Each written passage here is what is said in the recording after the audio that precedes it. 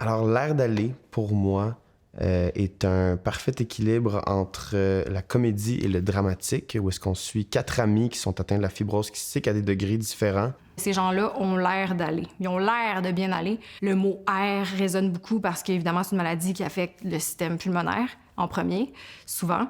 Puis sinon, je dirais que leur maladie à ces personnages-là les propulse vers l'avant, les pousse à vouloir profiter de la vie au maximum. Donc, c'est un peu leur maladie qui leur donne cette espèce de soif de vivre, d'urgence de vivre. Fait que c'est quand même le moteur de quelque chose de beau, malgré que ce soit une maladie difficile avec laquelle composer. La série, pour moi, elle est très, très bien écrite. T'sais. Même à la première lecture du scénario, il y a eu des moments où j'ai pleuré. J'ai pleuré de rire, j'ai pleuré de juste tout simplement parce que c'était vraiment touchant.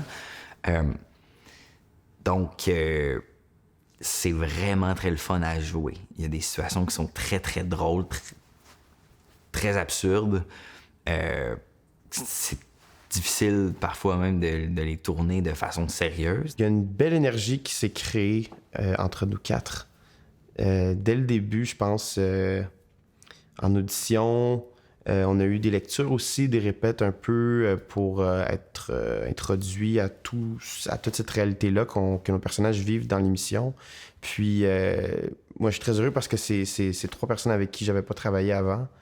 Et puis, j'aime voir à quel point il y a vraiment une complicité qui s'est établie entre nous tous et qui rend vraiment justice à nos personnages aussi, je pense. Pour interpréter Catherine, il y avait d'abord un défi physique, c'est-à-dire que parce qu'elle est à un stade assez avancé de sa maladie, elle doit traîner avec elle 24 heures sur 24 une bonbonne d'oxygène. Donc, elle a une lunette nasale, puis la bonbonne l'aide, en fait, lui permet carrément de respirer.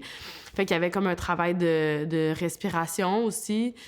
Il y avait un travail, c'est ça, de physique aussi, parce que c'est la plus, disons, la plus chétive de sa gang, c'est qui est la plus atteinte, donc dont son état de santé est le moins bon, en fait, là. Donc, physiquement, il fallait qu'on sente aussi qu'elle était un petit peu cernée. Je suis pas cute comme aujourd'hui.